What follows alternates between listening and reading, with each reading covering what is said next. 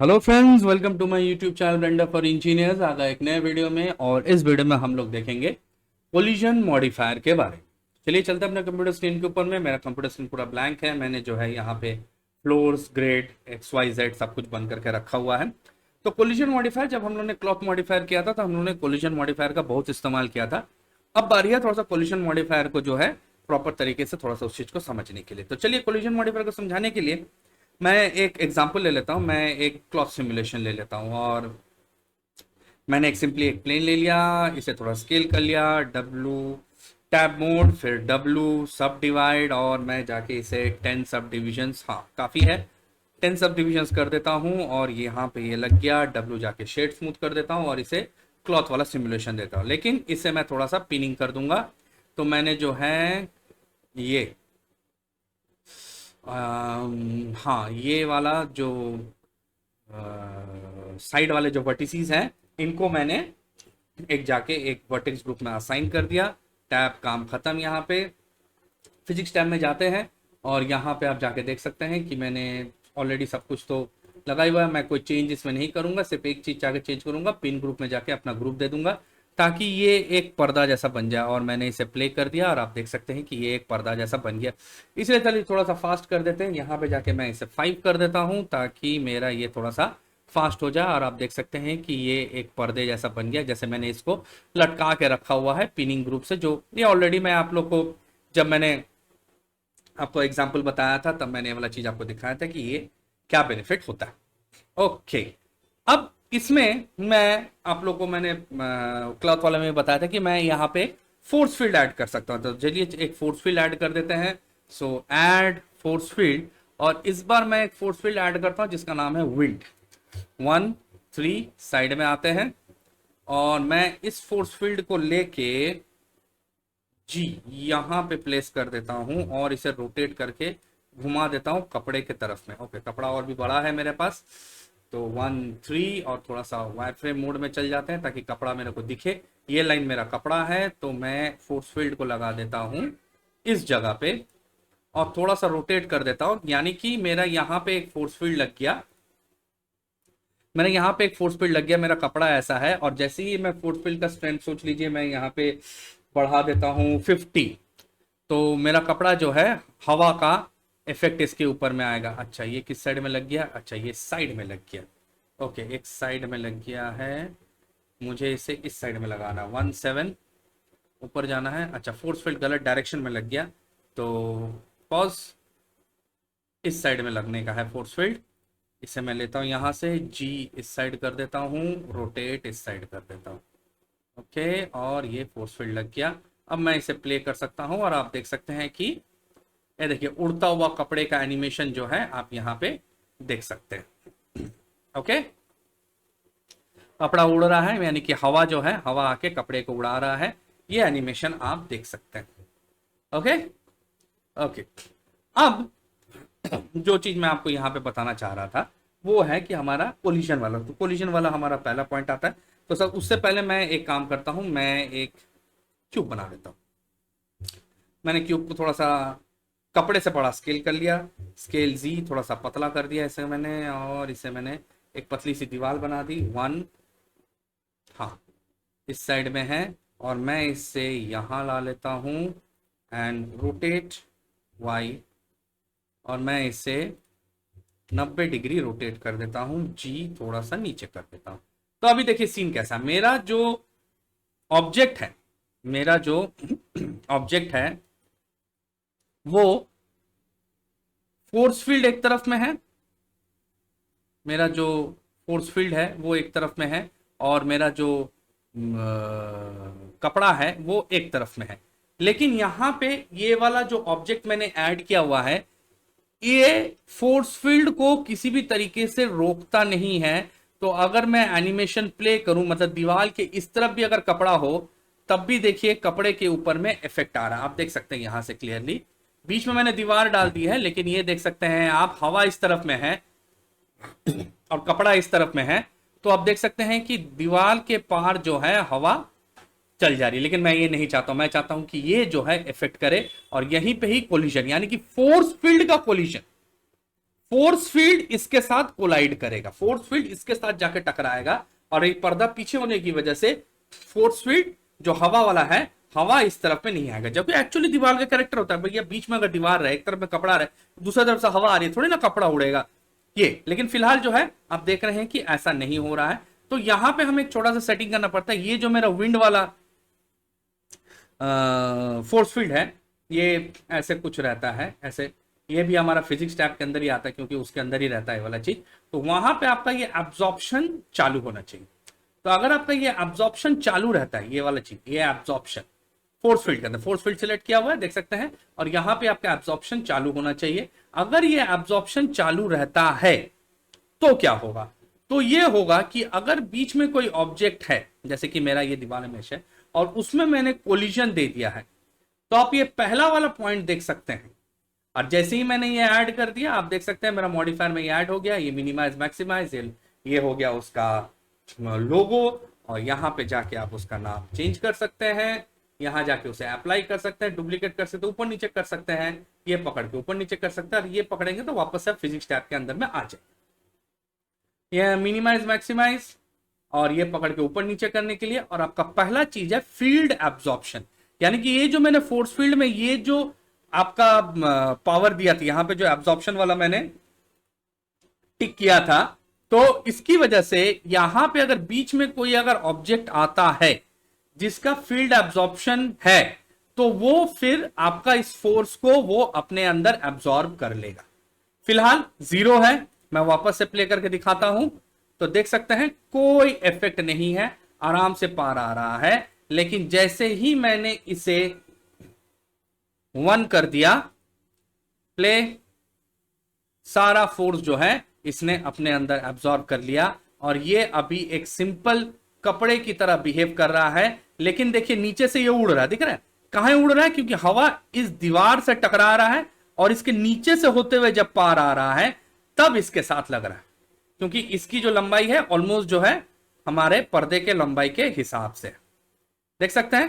ये देखिए नीचे में उड़ रहा है अभी देखिए मैं इसको काम करता हूं स्केल Z, थोड़ा सा मैं दीवार को बड़ा कर दिया, ओके वापस, और अब देखिए अब कुछ नहीं होगा। साइड में भी हो सकता है ना, कुछ नहीं हुआ, एकदम हर चीज को इसने एब्जॉर्ब कर लिया, एग्जैक्टली डिफरेंट। ये आपको बहुत ज्यादा प्रॉब्लम देगा, क्योंकि आपने अगर कभी गलती से सीन में कोई फोर्स फील्ड डाल दिया है, वो ऑलमोस्ट जो है हर ऑब्जेक्ट को पार करते हुए जाके लगेगा। तब इंडिविजुअली आपके पास जितने ऑब्जेक्ट होंगे, जितनों को आप चाहते हैं कि नहीं वहां पे कोई इफेक्ट ना आए, तो उन सब का जाके आपको यहां पे फील्ड एब्जॉर्प्शन को एक्टिवेट करना पड़ेगा।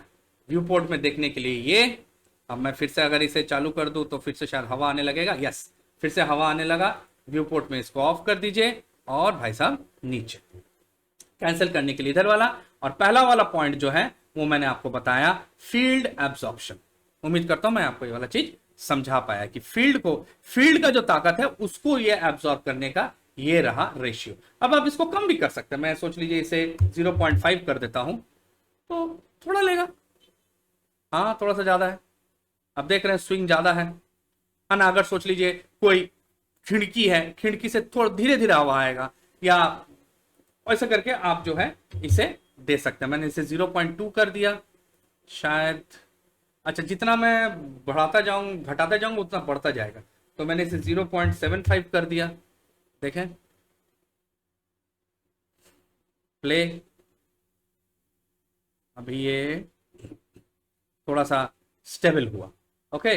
अभी मैं अगर इसे 0.9 कर देता हूं तो और थोड़ा सा नीचे आया, लेकिन देखिए अभी भी हवा। तो ऐसे करके आप जो है फील्ड एब्जॉर्प्शन को चेंज कर सकते हैं। आप चाहे तो इसे एनिमेट भी कर सकते हैं, क्योंकि इसके पीछे में भी डॉट लगा हुआ है, ओके। अब चलते हैं नेक्स्ट है हमारा, अगर हम लोग चलते हैं तो फील्ड एब्जॉर्प्शन मैंने आपको बता दिया। अब आते हैं हम लोग पार्टिकल्स के बारे में। तो पार्टिकल्स के बारे में थोड़ा सा पार्टिकल सिस्टम के बारे में जानना पड़ता है, लेकिन पार्टिकल सिस्टम अभी तक हम लोग का सीरीज में आया नहीं है। आप देख सकते हैं पार्टिकल सिस्टम यहाँ पे है हमारे पास, तो मैं ज्यादा पार्टिकल सिस्टम के बारे में बोलूंगा नहीं, जस्ट एक ब्रीफ इंट्रोडक्शन दूंगा। मैंने इस सीन में एक पार्टिकल सिस्टम ऐड करके रखा हुआ है, इस चीज को बोला जाता है पार्टिकल सिस्टम। ये जो आप देख रहे हैं, ये जो प्लेन बना हुआ है, ये पार्टिकल सिस्टम बना हुआ है। पार्टिकल सिस्टम होता कुछ नहीं, बहुत सिंपल सा चीज होता है कि मैंने बोला है ब्लेंडर को कि ये जो हमारा मटेरियल है, ये जो आप देख रहे हैं, ये जो क्यूब है, इसके कई हजार टुकड़े, मतलब जितने भी है हो सकते, इसके मल्टीपल्स हैं, यहां से एमिट होने चाहिए। जैसे कि कुछ ऐसे आपको दिख रहा होगा।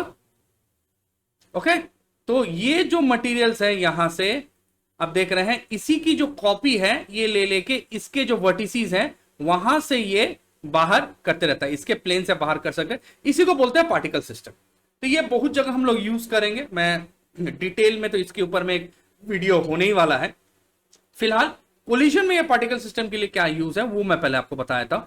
तो ये पार्टिकल सिस्टम मैंने बनाया है और आप देख सकते हैं यहां पे मैंने पार्टिकल सिस्टम बनाया हुआ है, और ठीक इसके नीचे में मैंने इंक्लाइंड में दो प्लेन्स बना के रखे हुए, दो इसलिए बना के रखे हुए क्योंकि मेरे को एक के साथ एक का कंपैरिजन आपको बताना है।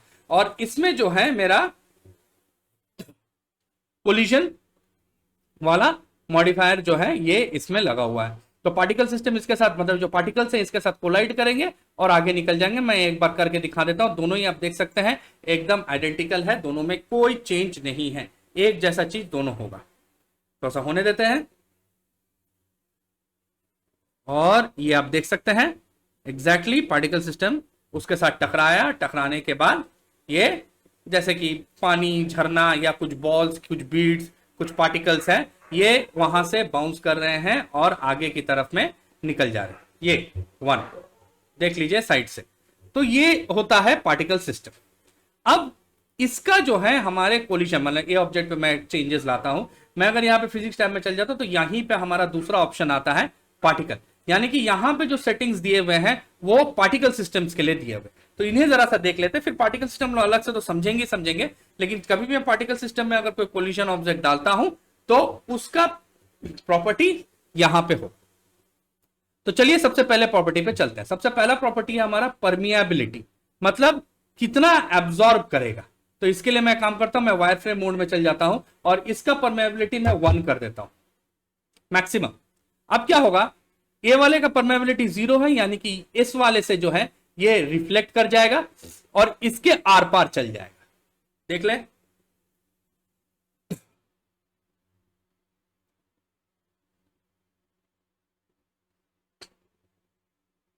ओके।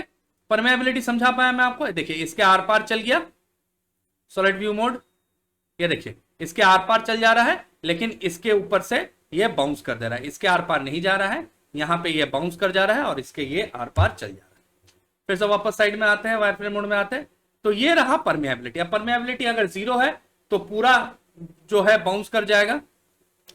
ये इसको बंद करना बहुत बड़ा हेडेक का काम है। हाँ, ये वापस, हाँ वापस। तो आपके इसने 1 कर दिया है। अभी मैं अगर इसे 0 था, मैं अगर इसे 0.5 कर देता तो कुछ बाउंस करेगा, आधा बाउंस कर जाएगा, आधा पार चल जाएगा। देख लीजिए,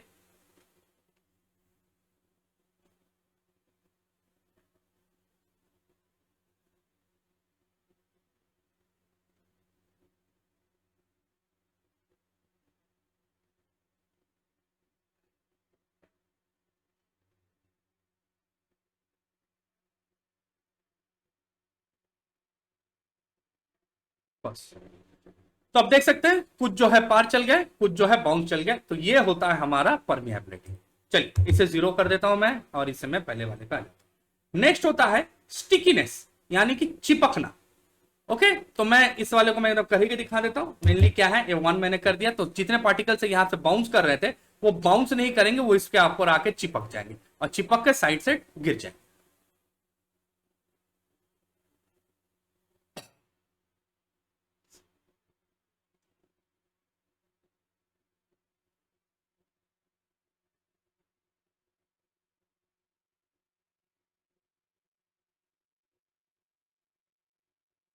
तो आप देख सकते हैं, देखिए,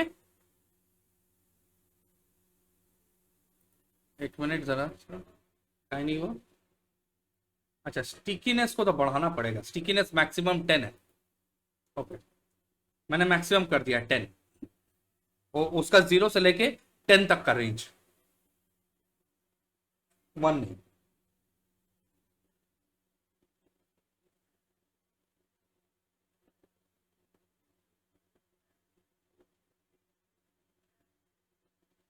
और अभी आप देख सकते हैं जितने भी मटेरियल्स यहाँ से आ रहे हैं सब स्टिक हो जा रहे हैं। अभी यार इसमें देखिए बाउंस कर जा रहे हैं। मैं आपको इस साइड से इसको सॉलिड व्यू मोड में लाके इस साइड से दिखा दे रहा हूँ।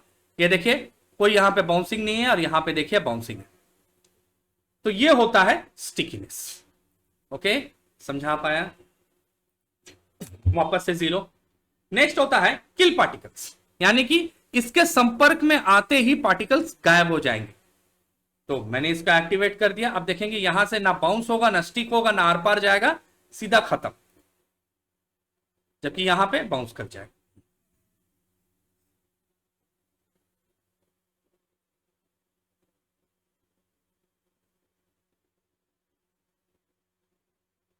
ये देखिए खत्म हो जा रहा है।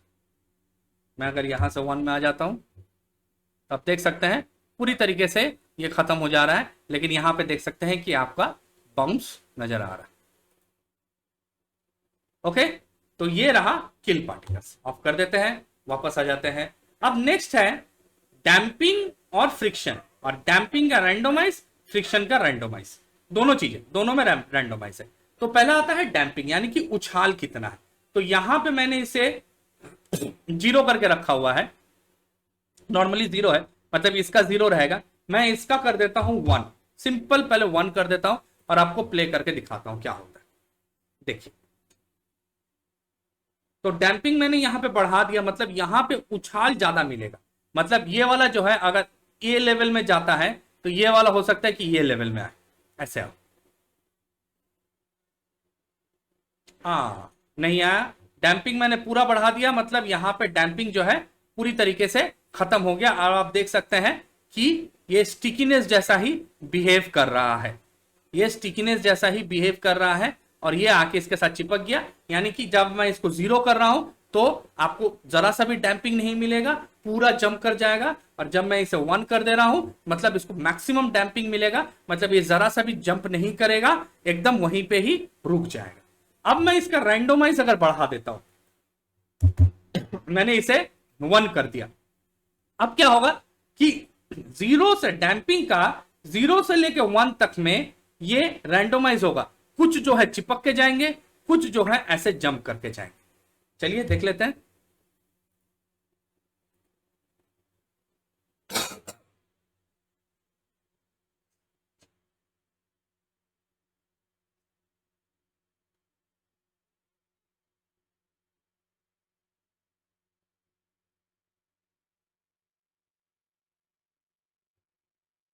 तो अब अभी आप देख सकते हैं रैंडोमाइज कर रहा है, कुछ जो है जंप कर रहे हैं जा रहे, कुछ जो है स्टिक करके जा रहे हैं और सब अलग अलग एंगल में जंप कर रहे हैं। ये वाला देखिए इसका एंगल ज्यादा है, ये वाले का एंगल कम है और इधर वाले स्टिक करके जा रहे हैं। ये होता है रैंडोमाइज। डैम्पिंग का मतलब होता है कि बढ़ा, अगर मैं इसे 1 कर देता हूं तो ये एकदम खत्म हो जाएगा, मैक्सिमम डैम्पिंग मिलेगा, मतलब जरा सा भी जंप नहीं करेगा। लेकिन अगर मैंने उसे रैंडोमाइज कर दिया तो कुछ जो है जंप करेंगे और कुछ जो है चिपक के जाएंगे। लेकिन इसमें तो 0 0 ही है। ओके, तो चलिए दोनों को मैं 0 कर देता हूं। ओके, अब आ जाते हैं लास्ट वाले पे। सेम वैसे ही है हमारे पास फ्रिक्शन, यानी कि गिरने के बाद ये जो जमीन है, ये जो फ्लोर है, इसका फ्रिक्शन कितना है। अगर मैं इसका फ्रिक्शन बढ़ा देता हूं, मतलब अभी फ्रिक्शन 0 है तो मतलब थोड़ा सा स्लाइड करेगा फिर जंप करेगा। लेकिन अगर मैं फ्रिक्शन इसका बढ़ा देता हूं तो इसका फ्रिक्शन बहुत ज्यादा बढ़ जाएगा और ये जरा सा भी स्लाइड नहीं करेगा और वहीं से ये जंप कर जाएगा। चलिए देखते हैं। मैंने इसे 1 कर दिया और मैं इसे प्ले कर देता हूं।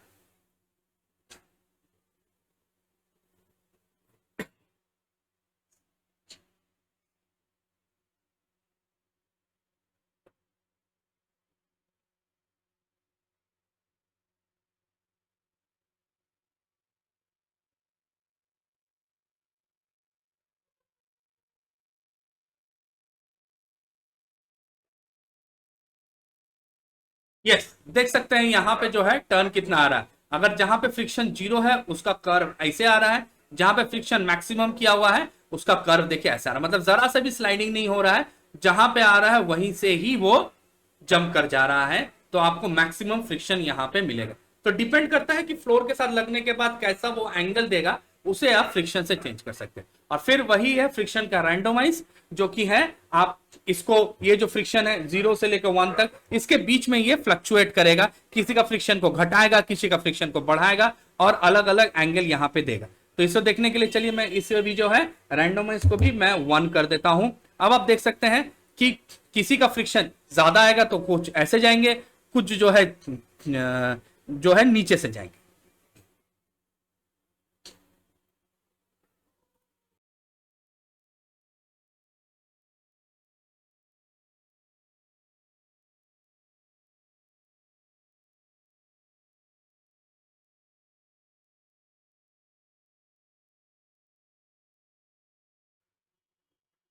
तो अभी आप देख सकते हैं, ये देखिए रैंडमाइज कर दिया, किसी को जो है इस फ्लो में जा रहा है, देखिए ये कर्व में जा रहा है, और किसी का मैक्सिमम फ्रिक्शन में जा रहा है।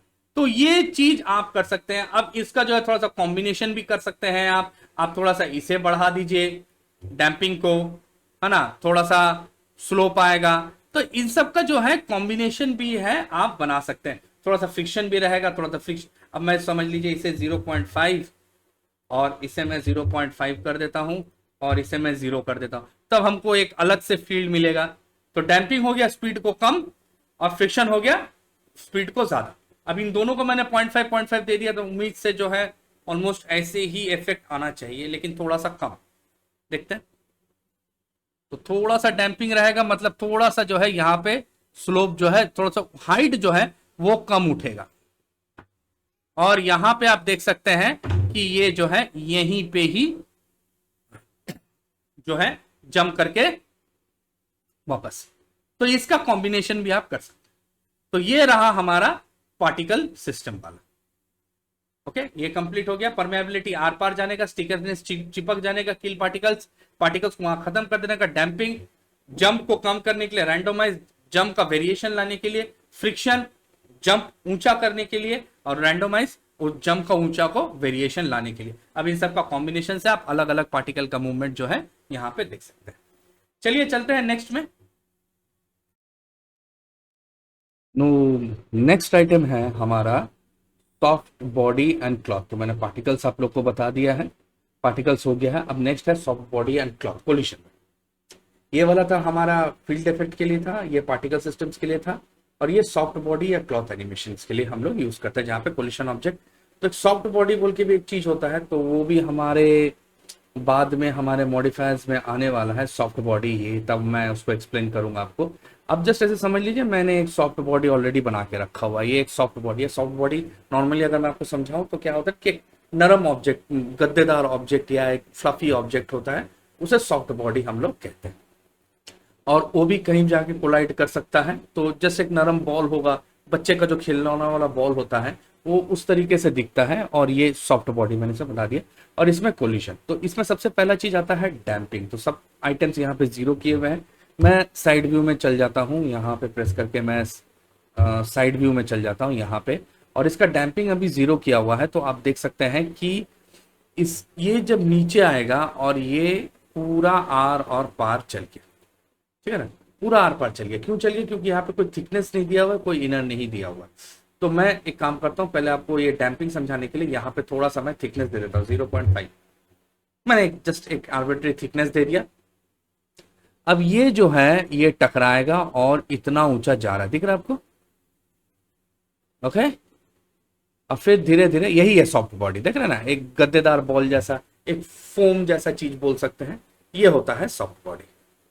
ओके, तो मैंने क्या किया, मैंने यहाँ पे डैम्पिंग 0 किया हुआ है, मैं ये डैम्पिंग को कर देता हूं 1। अब देखेंगे कि ये इतना जंप किया था जितना पहले, अभी ये खत्म, जंपिंग खत्म। तो ये डैम्पिंग से आप जो, जब सॉफ्ट बॉडी या कोई कपड़ा जब टकराता है तो फिर जितना जंप करता है उसका डैम्पिंग आप यहां से कोलिजन ऑब्जेक्ट से रोक सकते हैं। ओके, दूसरा चीज यहीं पे ही दिख गया है कि अगर मैं नीचे की तरफ में आता हूं, तो अगर मैं जूम करता हूं तो ये जो गैप होता है, ये गैप है थिकनेस आउटर, कि कितना बाहर से वो अपना इफेक्ट दिखाना शुरू करेगा। तो अगर मैं आपको वायर फ्रेम मोड में लेके चल जाता हूं और मैं इसको 0 कर देता हूं, तो यही वाला प्रॉब्लम सबसे पहले हमारे साथ हुआ कि अगर डैम्पिंग ऑन भी रख देता हूं तो प्रॉब्लम क्या है कि थिकनेस वो बाहर तरफ में एकदम, थिकनेस आउटर वो बाहर की तरफ में बहुत कम है, और अंदर की तरफ में इनर में भी एकदम कम है। तो जब भी मैं इसको प्ले कर रहा हूं, देखिए मैं प्ले करूंगा, ये आर पार चल जाएगा, ये आया और आर पार चल गया, एकदम आर पार निकल जाएगा वो, क्योंकि उसको कहीं से भी थिकनेस नहीं मिल रहा है। तो अगर सोच लीजिए आपको नहीं बहुत बढ़िया एनिमेशन करना है, आपको जो है थिकनेस एकदम बाहर में, आप चाहते हैं कि एकदम इसका लाइन में आके रुक जाए, तो आप यहाँ से थिकनेस आउटर को 0 कर सकते हैं। तब आपको जो है थोड़ा सा थिकनेस इनर दे देना पड़ेगा। आप 0.1 दे दीजिए ना, थोड़ा सा थिकनेस दे दीजिए, वो मेनली जो है थिकनेस इनर साइड का है। और आप आके देख सकते हैं कि जैसे ही उसका डैम्पिंग खत्म हुआ और वो आके एग्जैक्टली प्लेन टू प्लेन आके रुक जाएगा, ना अंदर ना बाहर। इसी के लिए इनर दिया हुआ, नहीं तो आप आउटर देके भी काम कर सकते हैं। आउटर हो गया बाहर का साइड और इनर हो गया अंदर का साइड, तो ये दोनों साइड्स इसमें बने हुए हैं। तो आप आउटर नहीं दे, अगर आउटर दे सकते तो बेटर है, अगर आउटर नहीं दे सकते तो हल्का सा इनर दे दीजिए और काम उससे हमारा बन जाएगा। ओके, तो ये चीज मैं आपको समझा दिया, ये चीज हो गया। अब चलते हैं वापस। अब मैंने क्या किया है, मैं एक इस क्यूब को इस ये वाले क्यूब को बंद कर देता हूं और मैंने यहाँ पे एक क्लॉथ एनिमेशन डाल दिया है। और एक काम करता हूं, मैं इसे पकड़ के रोटेट वाई, इसे थोड़ा सा घुमा देता हूं, समझ लीजिए कितना 25 डिग्री, हाँ 25 डिग्री इसे मैं घुमा देता हूं। तो यहाँ पे एक दूसरा आइटम आता है। अब यहाँ पे भी डैम्पिंग है, चलिए मैं डैम्पिंग को 0 कर देता हूँ, मैं इनर में थोड़ा सा छोड़ देता हूँ और मैं एनिमेशन प्ले करके देखता हूँ। तो आप देखेंगे कपड़ा इसके ऊपर आया और थोड़ा सा जो सरफेस टू सरफेस जाके और फिर कपड़ा जो है बाहर चल जा रहा है। ओके, तो चलिए मैं यहाँ पे थोड़ा सा आपको आउटर में सरफेस दे देता हूँ ताकि आपको कपड़ा जो है पूरी तरीके से दिखे। और ये देखिए कपड़ा आया और स्लिप करके चल गया, क्योंकि यहाँ पे फ्रिक्शन नहीं है, ये रहा फ्रिक्शन। अब देखिए स्लिप, देखिए कपड़े का, कपड़ा आया स्लिप किया और बाहर निकल गया, तो ये रहा यहाँ पे प्रॉब्लम। अभी अगर मैं इसी को बढ़ा देता हूँ 1, या बढ़ा दिया थोड़ा सा 50 कर देता हूं मैं इसको। ओके, अब देखिएगा एनिमेशन फिर से आया और देखिए रुक गया, देख रहे फ्रिक्शन बढ़ गया। तो ये चीज आप कर सकते हैं फ्रिक्शन की मदद से, यहां पे। ओके, तो यहां से आप डैम्पिंग मतलब ऑब्जेक्ट का बाउंसिंग का कंट्रोल कर सकते हैं। यहां पे आप बाहर में कितना सरफेस पे जाएगा वो कंट्रोल कर सकते हैं, और यहाँ पे आप इनर पे अंदर में कितना सरफेस रहेगा वो कंट्रोल कर सकते हैं, और यहाँ से आप फ्रिक्शन देख सकते हैं। अब चलिए देखते हैं सिंगल साइडेड क्या चीज होता है। मतलब आप समझ लीजिए मैं ये एनिमेशन चालू करता हूँ और इसे वायर फ्रेम मोड में चल जाता हूँ, और मेरे को एकदम थिकनेस नहीं चाहिए, मैं चाहता हूँ कपड़ा एकदम ऊपर ऊपर आए, और इसलिए मैं अंदर में एक थिकनेस दे देता हूँ। ओके, और मैं चला वापस और मैंने एनिमेशन को फिर से प्ले किया, तो ये तो अंदर आ गया। मतलब मेरे को थोड़ा सा तो और देना पड़ेगा 0.5,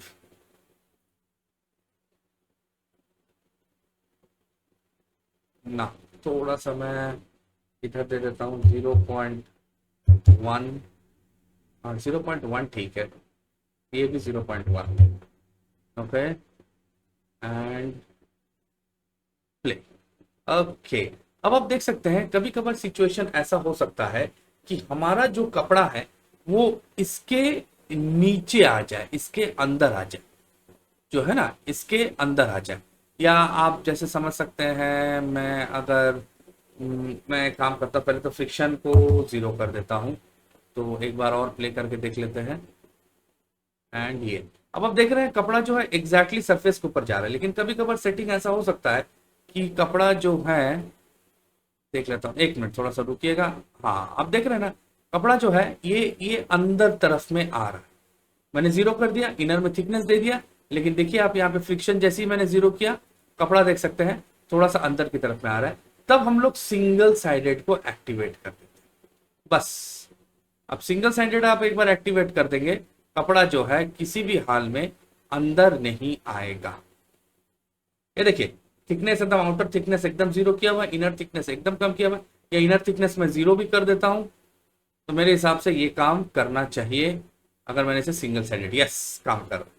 तो अब देख सकते हैं कपड़ा जरा सा भी मेश के अंदर नहीं आया, एकदम नीट एंड क्लीन यहां से वो आ रहा है, वो है सिंगल साइडेड। ये है इसका फंक्शन, सिंगल साइडेड। ओके, फिर से मैं प्ले करके आपको दिखा दे रहा हूं, ये है सिंगल साइडेड। अब लास्ट चीज है वो हमारा ओवरराइड नॉर्मल्स। तो चलिए ओवरराइड नॉर्मल्स को समझने के लिए कपड़े वाले एग्जांपल से समझ लेंगे। मैं इसे रोटेट y कर देता हूं और माइनस कितने डिग्री था, 25 डिग्री, हाँ 25 डिग्री था यहाँ पे। अब मैं आपको सॉलिड मोड में लेके चल जाता हूँ और मैं यहाँ जाके मैं टैप करता हूँ इसे पकड़ के, तो आप देख सकते हैं कि नॉर्मल्स यहाँ पे, लेकिन यहाँ पे ज्यादा ज्योमेट्री नहीं है। यहाँ पे मैंने इस सब को बंद कर दिया, मैं स्लाइड सिंगल स्लाइडेड को भी मैं बंद कर देता हूँ। तो आप देख सकते हैं कि यहाँ पे जो है थिकनेस नहीं है। अब अगर मैं 1 जाता हूँ और वायर फ्रेम मोड में जाता हूँ इसे और इस एनिमेशन को मैं प्ले करता हूँ, तो कपड़ा मोस्ट प्रॉब्ली जो है अंदर आ जाएगा। ये देख रहे हैं पूरा आर पार हो गया, क्योंकि यहाँ पे मेरे को कोई ज्योमेट्री नहीं मिल रही है। तो मैं सिंपली W जाता हूँ, सब डिवाइड करता हूँ और इसमें समझ लीजिए मैंने 25 डिविजन्स कर दिए। तो मैंने इतना ज्योमेट्री दे दिया उसको, जितने भी डॉट्स जितने भी एरोज आपको नजर आ रहे हैं ये सारे रिपेल करेंगे। तो अभी अगर मैं साइड में चल जाता हूँ, टैब बाहर आ जाता हूँ और ओवरराइड नॉर्मल्स बंद है, तो अगर मैं इससे एक्टिवेट कर रहा हूं तो देख रहे हैं कि आपका जो नॉर्मल्स है मेरे वो इफेक्ट कर रहा है। अब ये जो कपड़ा अंदर में आ गया, ये अंदर में इसलिए आ गया कि दोनों नॉर्मल्स के बीच में जो गैप मिल रहा है, जब भी वर्टेक्स वहां पे आके गिर रहा है, कपड़े का जो वर्टेक्स है ऊपर में भी चौकोन है, ऐसा दोनों के बीच में जैसे आ रहा है वहां से एस्केप करके नीचे जा रहा है। लेकिन अगर मैं ओवरराइड नॉर्मल्स यहाँ पे क्लिक कर दूं, नीचे नहीं आएगा, नीचे वो नहीं आएगा, वो ऊपर ही में रहेगा। तो ये एक ऑप्शन है, कभी कभार जो है जरूरत पड़ सकता है कि मेरा सब कुछ बना हुआ है, ज्योमेट्री बना हुआ है, तभी भी जो है मेरा क्लॉथ जो है वो ऑब्जेक्ट को पार करके चल जा रहा है। तो single sided and override normals कभी भी क्लॉथ सिमुलेशन होता है या सॉफ्ट बॉडी सिमुलेशन होता है, वो पार करके चल जाए। देखिए मैंने यहाँ पे कोई भी थिकनेस नहीं दिया हुआ है, कुछ भी नहीं है। अगर पार करके चल जा रहा है तो आप इन दोनों ऑप्शंस को एक्टिवेट कर सकते हैं। उम्मीद करता मैं आप लोग को ये चीज समझा पाया। मैंने कोलिजन बताया कैसे करके फील्ड का है, पार्टिकल्स का बताया, परमेबिलिटी पार होने का, स्टिकीनेस चिपकने का, किल पार्टिकल्स को मार देने का, डैम्पिंग जो होता है जंप के लिए होता है, डैम्पिंग का रैंडमाइज करेगा, फ्रिक्शन घिसावट के लिए होता है, इसको कितना आपको फ्रिक्शन देना है उसका रैंडमाइज है, और सॉफ्ट बॉडी का ये डैम्पिंग है उछाल को रोकने के लिए, थिकनेस है आउटर बाहर में कितना थिकनेस रहेगा, इनर में कितना थिकनेस रहेगा, फ्रिक्शन घिसावट के लिए है कि सरफेस के ऊपर फ्रिक्शन कितना मिलेगा, सिंगल साइडेड होता है कपड़े को ऊपर में रखने के लिए, ओवरराइड नॉर्मल्स भी कपड़े को ऊपर में रखने के लिए होता है। उम्मीद करता हूं मैं ये आपको समझा पाया दोस्तों। तो इस वीडियो में इतना ही, फिर मिलेंगे हम लोग अपने नेक्स्ट वीडियो में जहां पे मैं आपको बताऊंगा डायनामिक पेंट के बारे में। Till then my friends, stay tuned.